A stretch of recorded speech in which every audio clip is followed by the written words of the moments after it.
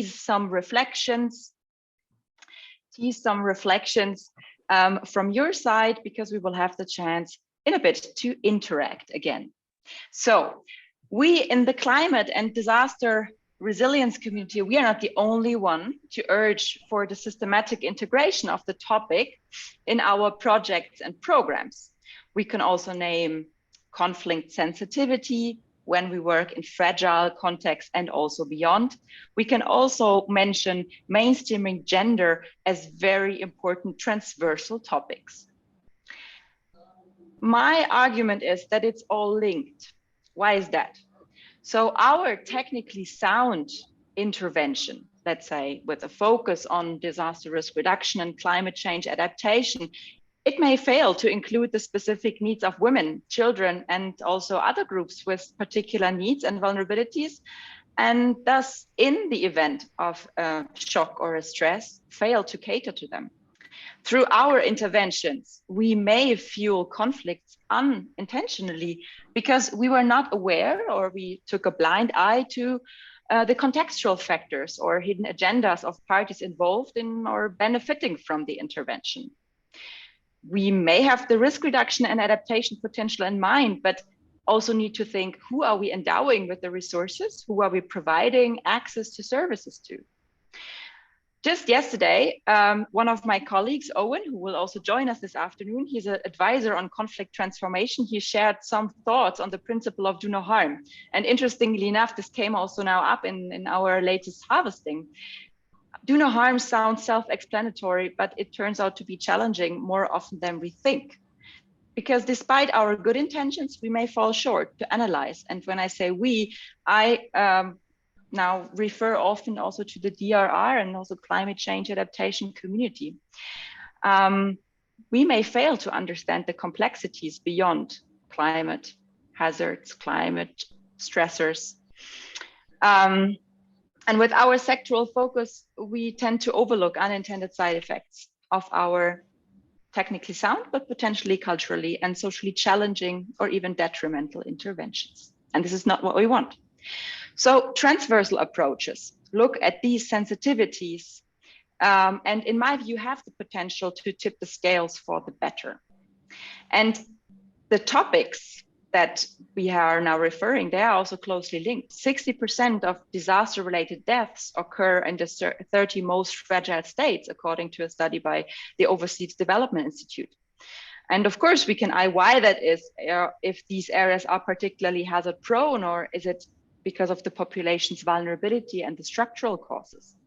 And according to a recent World Bank report, women's mortality tend to be much higher in relation to that of men in countries, so mortality to disasters, in countries where women have lower socioeconomic status. Think of access to information for early warning, think of lack of trained skills to swim in a cyclone prone area, just as two examples. And while the political dimension of disasters has actually been long incorporated, if we think of Ben Wisner and colleagues and their groundbreaking publication on taking the naturalness out of natural disasters, it was back in the 1970s, and also our call for risk-informed development, which means that disaster risks are rooted in development failures and power struggles. We, the DRI and climate change adaptation community, I would argue, we have long kept a blind eye to conflict sensitivity and gender dynamics. And this is also true for adaptation in many ways, but we learn, right? And only last year, we discussed the need for more gender sensitive and gender responsive disaster risk reduction in a learning event organized jointly with SCC by the Swiss NGO DRR platform. And these questions that I asked, they are certainly guiding us in the direction of broadening our horizon and integrating aspects of conflict sensitivities and gender and social equity in our tools and guidelines. So taking up the discussion from yesterday, what if we try not to focus only on the need for integration because of the bad things that are going to happen, but also highlight the opportunities or missed opportunities, because women in communities become agents of change for resilience. For example, for nature-based solutions, but also beyond. They bring in different perspectives into the picture, important perspectives. And flipping it around, we miss out to make use of their potential contribution and consider women, aged persons, children, people with disabilities as agents of change also in the event of a crisis. And when we ask, now I come to the why gender conflict and climate sensitivity are crucial, we find the same answer across the board. And you can also go to the slide number, which number is it? Number 80 something. Yeah, I see many on it already. 89, I see many on it already, great. If we ask why, we actually can find the same answer across the board. Gender inequality is one of the greatest obstacles to sustainable development, economic growth, and poverty reduction. Nothing undermines sustainable development like disasters. Conflict is the worst enemy to development everywhere. So maybe we can agree that a systematic integration of climate, disaster risk, conflict risk, and gender inequalities is crucial for sustainable development. That transversal topics are not an add-on to development, but an integral part of it. I hope we can. Then why it's so difficult? We have already heard yesterday in our workshop and also from the survey results that mainstreaming is perceived by our respondents as cumbersome, as slow, and it's hard to see the direct benefits because it's so well integrated. So we as mainstreaming practitioners might be competing about on the scarce resources, time and money when we are planning projects and programs. I argue that DRR and climate change adaptation mainstreaming is much more than sound technical solutions. I argue that it needs to be informed by social and political contexts and be sensitive for the impacts that the measures we are implementing and plan to implement have on the social fabrics, potential tensions, and also inequalities. In my opinion, as advisors, we can only benefit from taking a more integrated perspective. Yet I am no program coordinator, I am no country director or a project manager in our partner country, and I do not need to go through a guideline after a guideline for each transversal topic to integrate in my sectoral or cross-sectoral project. So I also understand where this mainstreaming fatigue comes from. But also it's important not to play the mainstreaming topics against each other and rather see our joint endeavor that we stand for. How can we learn from each other? And how can we benefit from each other's achievements, analysis, maybe current drives, current impetus, and also our assessments? These are questions, among others, and I'm sure you might have many more, that I would like to discuss with two colleagues. And now, Corinne and Nadia, it would be great if you could put the spotlight on Jutta and Agnieszka, because we are now entering our dialogue of the transversals, as we decided to call it. And to this dialogue, I welcome Jutta Engelhardt, who is the head of policy and advisory with the Swiss Red Cross, and in this function responsible for conflict sensitivity. And equally warmly, I welcome my colleague Agnieszka Kloskowska, who has been the focal point for gender and social equity with Helvetas for the past 5 years, and before that has spent numerous years in our country programs in Myanmar and Laos. So welcome to the two of you. And maybe to start with you, Agnieszka, would you like to share your experience on the systematic integration of gender aspects? What were stepping stones? Because I also assume that our, let's say, climate disaster risk mainstreaming topic is rather a young, endeavor compared to the experiences that you have already had related to gender. Thank you so much, and hello everyone. It's nice to sort of meet you. So I think the first thing I'd like to start off with is, I think anyone who works on gender, if they're working on gender well, are probably also conflict sensitive, and probably vice versa. That I'll leave to Jutta to confirm that if you're working on conflict sensitivity and conflict transformation, if you're doing it well, you are integrating a certain degree of gender sensitivity and social equity sensitivity. So I think already there, the interfaces and the interlinkages are one integral, let's say, unavoidable. I think to start things off, I would probably start with the organizational level. You know, the buy-in at the highest level in the organization is key. The support at the highest level in the organization is key, because that then gives someone like me the legitimacy and the authority to work with different department heads, different colleagues across our different working areas to integrate gender and social equity in our organizational strategy, in our working area strategies, but also very importantly in our human resources, starting from our policy and practices, recruitment, and so forth, to our codes of conduct, our regulations, but also our capacity development initiatives. So I would say they're extremely important that whoever is doing mainstreaming has, let's say, decision-making weight, decision-making support. Other aspects are sort of starting with the basics. I think it was mentioned, somebody mentioned buzzword. It goes back to these ideas of checking the box. I think ensuring that there is institutional cohesion in terms of what do we mean, what do we understand when we talk about mainstreaming, when we talk about gender, when we talk about social equity. We're all familiar with the terms, but do we actually understand the same thing? And what does that mean when we translate it practically into our practices, into our projects? So I think finding spaces to build that cohesion and therefore build understanding and then build capacity, which then builds motivation, interest, and will, is extremely important.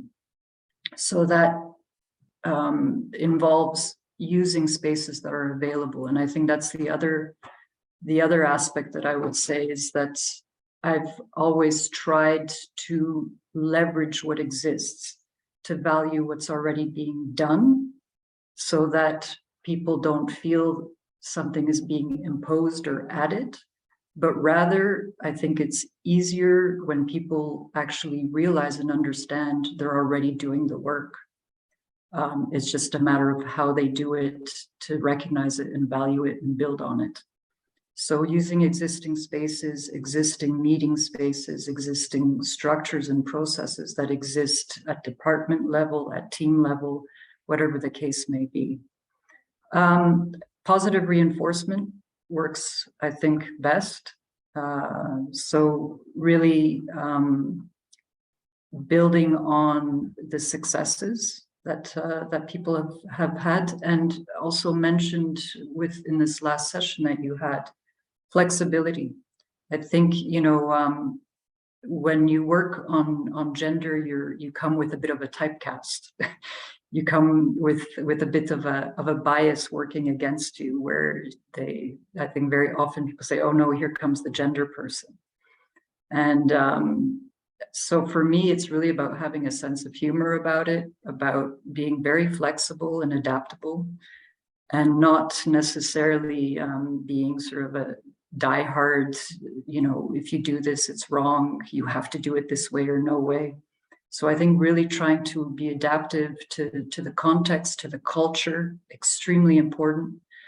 And as I said, leveraging what already exists is extremely important.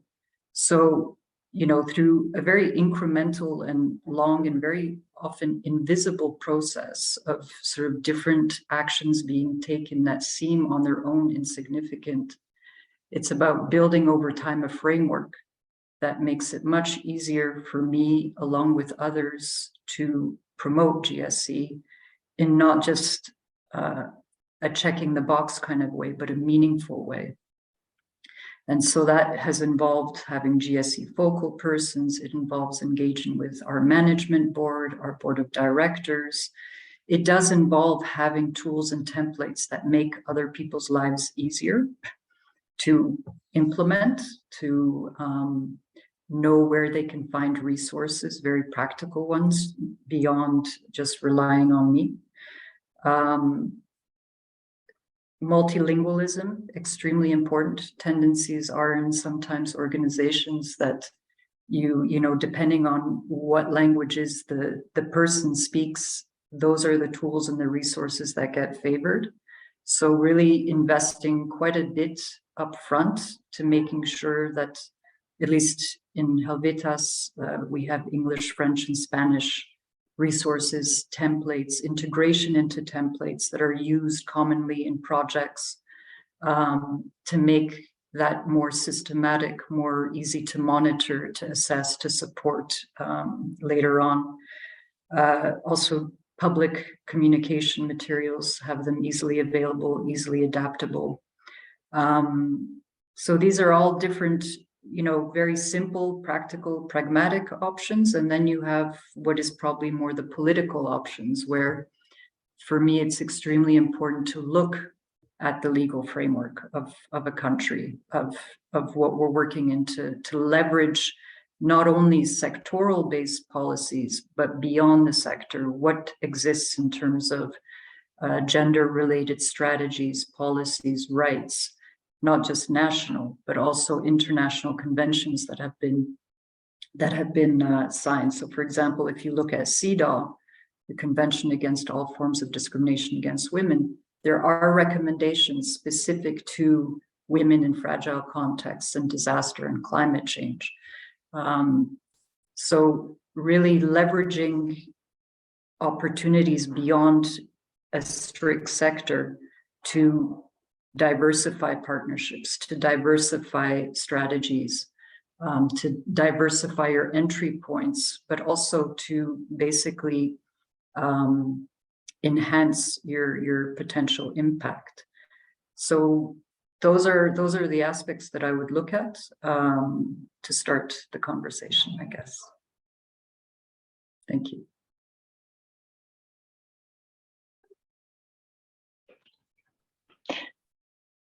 Thank you, Agnieszka. Well, I'm sure many of you have already been writing. Good that you had a pen, as Nadia recommended. Many very important aspects also, I think, that really go beyond the initial thoughts that we might have how to do it, but also already take the broader context and the mainstreaming cake that we had introduced yesterday with the aspects of learning, learning culture, incentives, accountability, and the management buy-in into it.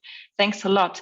Jutta, what can you share from the Swiss Red Cross, and maybe also beyond the Swiss Red Cross and the movement, how CSPM has been integrated and what benefits are you seeing from that?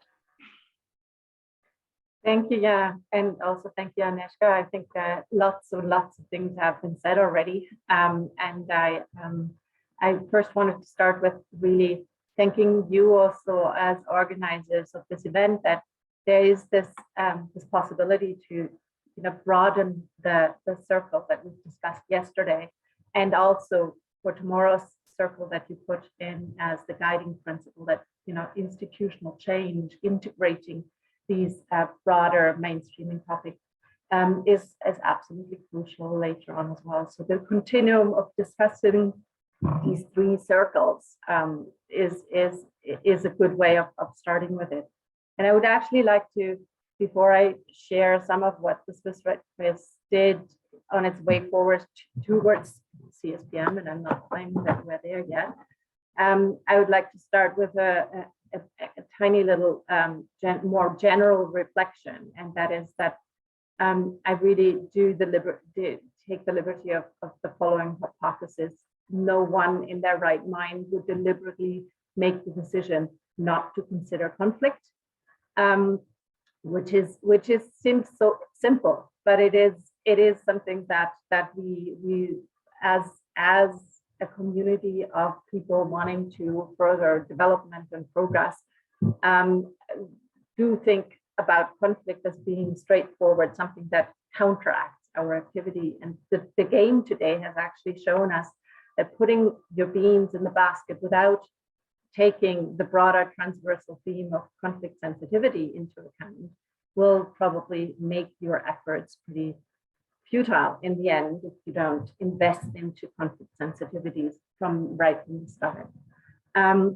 So given that we are saying no one would openly claim to ignore conflict, we all say that we assess the situation, integrating risk screening. We assume that our programs that are designed bring growth and development to local communities, and that we will help to surmount the conflict that is there, if we already see it in our assessments, and that people are actually hopefully resilient enough to master existing conflict situations with a little help of their friends. And then there's this waking up situation where we realize it's not only the external situation that might already be a challenge, but it's the programming that we bring to the location that will cause more conflict.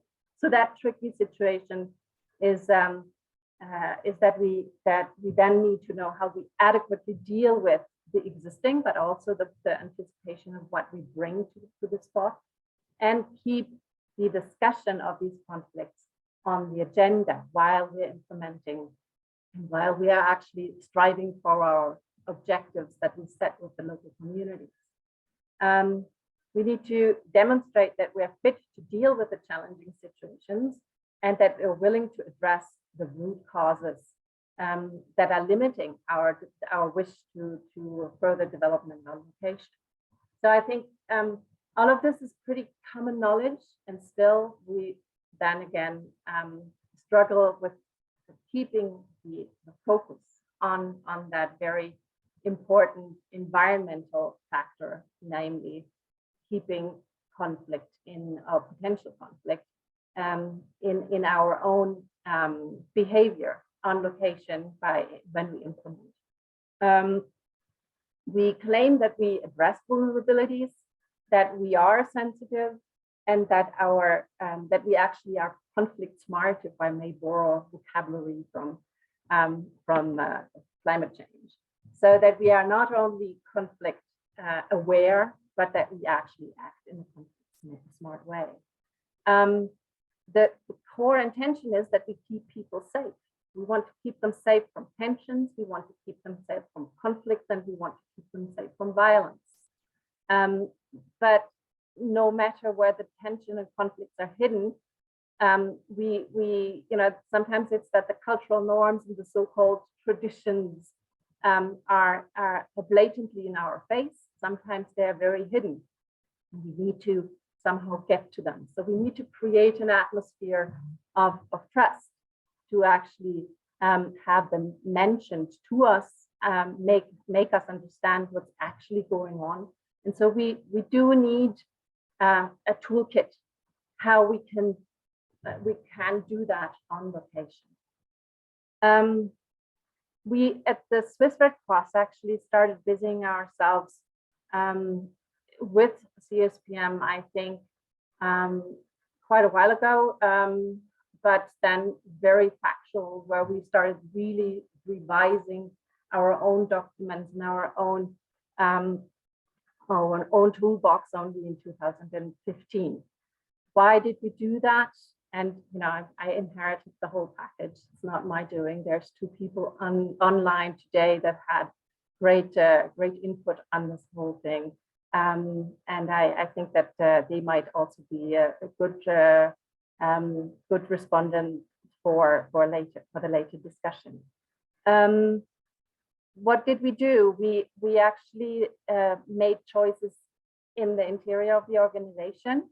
We realized the Swiss Red Cross needs to be fit to rise to the occasion, and we discussed it with our partners, which is always the Sister National Society on location. We wanted to actually be fit for the mandate that we have, namely working in fragile, prone areas and support the needs that are there. Meaning that we could also shy away and go for the easy, but we are all set to address the problem. So we really need to know how to do this. So what did we do? We started with looking at our PCM. We started trying to integrate that in the thinking about CSPM already in the planning process. We developed training sessions. We envision that there's peer-to-peer learning through communities of practice and focal point sessions. We also realized what Agnieszka referred to, that it is pretty useless within an institution if there's one person responsible for such a topic. So we need to, next to having that one person that drives the thing, also have other people within all the operational units that deal with it. So far, these people have 5 to 10% of their time to dedicate to CSPM and gender, and that is ridiculous. And I'm working on it, that's changing. It's just not enough if you are supposed to support others that don't have these 5 to 10% in keeping the topic on the agenda and building momentum for the whole CSPM area. We obviously also tap into the resources that the movement has. So all the 192 national societies obviously also have important resources that we can learn from, that we can collaborate with. We've just developed a CSPM training in the IFRC learning platform, and I can share the link later on with you, where you can also, it's an open access platform where you can all go and look at it. It's a three-hour CSPM Better Programming Initiative, how we call it within the movement. It's not called CSPM, but it's called Better Programming. And I think that's quite relevant to understand that as well. That's certainly, sorry, I didn't want to interrupt you. Yeah, sure. Two more things. I think it's important that we that the documents or that we really also hire people with the right competencies. So we are looking at our HR department to integrate competency frameworks that are really relevant for people to bring the capacities already. And I think it's important that donors are up to actually claiming that organizations need to be ticking the boxes, and that we keep in contact with the donors, talking to them about this. So reporting and developing a stringent way of reporting and communicating about the successes and the failures is absolutely important. I think that we have still a lot to do, and I'm looking also forward to the exchange that we have within this platform, but also in other fora where we would really need to see to get the topics, the transversal topics, to a scalable level, and make sure that we sort of all pull on one string and share our learning tools and ideas and failures. It's all about learning through failures as well. And that requires trust again, huh? So to also be willing and daring to share failures. Thanks a lot for these first opening remarks, and that were already full and really rich of insights for us. I would now like to hand over to you, the audience. Jutta, may I ask you to mute yourself? There's some background noise. Thank you so much. Yeah, so I would like to hand over to you, the audience, because it's not just me who asks questions. I have a lot, but it would be wonderful to hear from you what you would like to know. What are your burning questions? And I understand that we are breaking again into small buzz groups. Is that correct, dear facilitators? Yes. So from what you heard, what caught your attention? What particularly what are you particularly interested in now? You have again 5 minutes in small groups of around 3 people. And if you have a thought or a question to share, put it on slide 91. And then we will come back, and Agnieszka and Jutta, you can stay here with Jana. You can observe what the questions that come on slide 91, and then you can weave that into your discussion afterwards. Mm-hmm. So enjoy your exchanges for 5 minutes. This meeting is being recorded. Okay, everyone's back. It looks like it, huh? Yes. Okay, wonderful. Thanks so much for all the questions. We had a chance to have a look at them. And I find indeed a lot of questions that look at how can we combine these transversal issues concretely, not just in theory, but also concretely. So I don't know who of the two of you would like to take the question. So there are different ones. For example, how to integrate CSPM, gender, etc., if this might lead to non-compatible results or also conflicts of interest or outcomes. It's still moving, so. And maybe second question, a different one. How do we make people interested in cross-cutting issues without the mainstreaming fatigue? So who would like to take these two randomly selected questions, or one of them?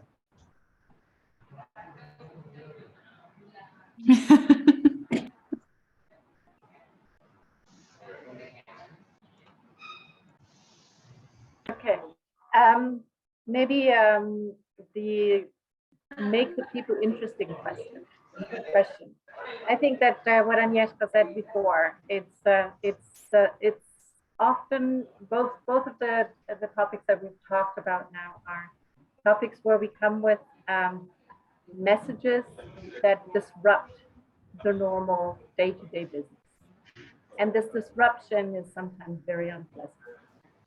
It creates emotions, and it creates reactions that are cognitively buffered, because we already have the global discourse that we can't ignore conflict and that we can't ignore gender.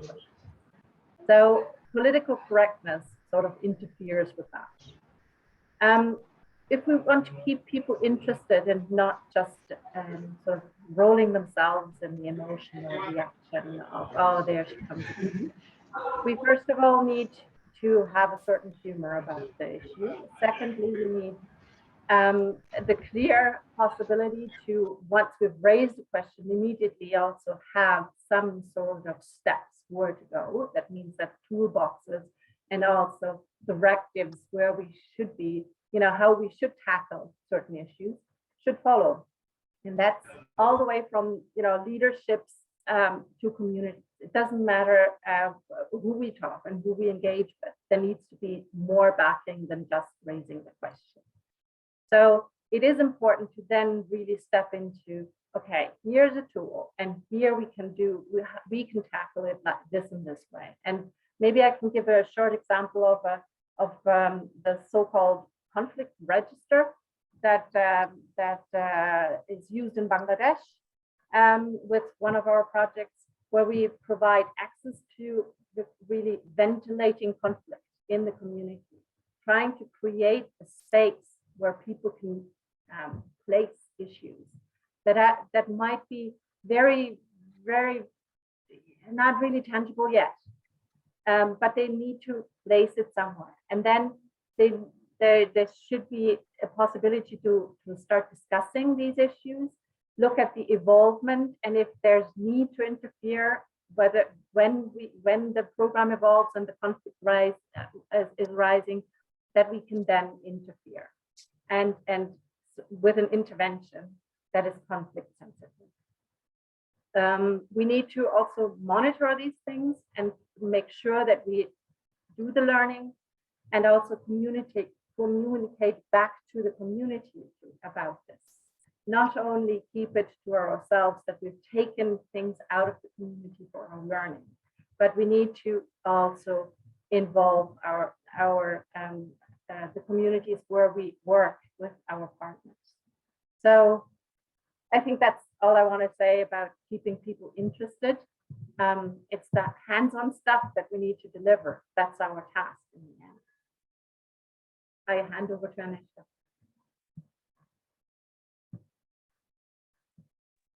Thank you. I would just only add, I think it's been said, the sense of humor, the not coming in with sort of what you have to do, but rather valuing what is already being done. So all the positive reinforcement, I think also really important is ensuring that those mandated as focal persons don't feel alone. So not only about building shared ownership in the teams they work in, but helping them feel supported, valued, recognized, not only bilaterally, for example, in the coaching that I'll do, but also very publicly, where I'll promote someone's good work on our intranet space for the entire organization to see, and things like this to really give them some weight in what they're doing. I think it's also been said, keeping things simple. Less is often more. And I very often remind our colleagues of that, because in their good intentions of wanting to do good and be gender inclusive and leave no one behind, they go way too big. And so I try to really keep things simple and practical, and therefore, achievable. And I think that in of itself helps motivation. But then also, I think it's helping people understand that not only can they do this, but in some cases, yes, you sort of use the carrot and the stick sort of approach, where it's also about having to do certain things. So there again, understanding the legal framework from a broader perspective is extremely important. I think also knowing your donors is extremely important, and leveraging things, instruments that donors have for better and worse, that impose certain things on us. So, for example, those of you who might be familiar with gender policy markers, that's a bit of a requirement that I can use in certain situations. And then I think finally and ultimately, it's also about how I advocate internally or with partners, where it's not always about gender rights. Using explicit and only rights-based advocacy doesn't work, depending on the context we're in, depending on the stakeholders we're trying to convince, be they internal within our own teams or external among system actors and whatnot. So whenever I know I'm going to engage with someone, I think about, well, what's in it for them? Why should they care? What mandate do they have that I can leverage and adapt my approach for this to make sense to them? How can I be useful to them versus a burden to them? And so that's a bit how I try to approach things with colleagues internally, but also in the support I provide to our colleagues when they tell me, okay, we have this that we need to do, how can we do it? I say adapt your advocacy and adapt your approaches to the stakeholders involved. Wonderful. In my eyes, this was, or in my ears, that's a very inspiring conversation, and I hope we can use the upcoming, is it half hour, to further deepen it. And I would also encourage those of you who are working in countries, so who are heading a country program, who are heading a thematic program, also to share specifically now in the chat what makes you want to work on transversal topic, makes you want to mainstream it, what's your motivation? I know we do not have a country coordinator. Our colleague who was planned for the session unfortunately had to decline last moment, but I feel that Agnieszka and Jutta have already shared from both from their different backgrounds a lot of food for thought.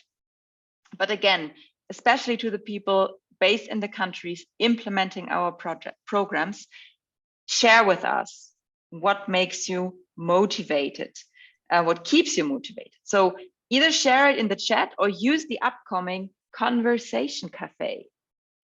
And with this, I would like to thank Agnieszka and Jutta for these insights.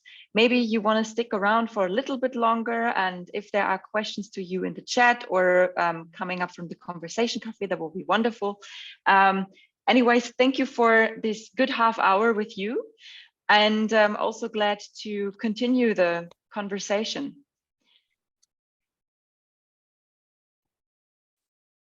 Thank you very much, and I'll be sticking around. Same here. Thank And you. thank you. And with this, it's time for a coffee, tea break, lunch break, whatever break. Energize yourself, move a little bit. We will meet again in 15 minutes. In Yeah, 15 it's minutes. 14:20 Swiss time. Huh? 15 minutes. 15 minutes. And as already announced by Jana, you will be in conversation. No input. You are the ones talking.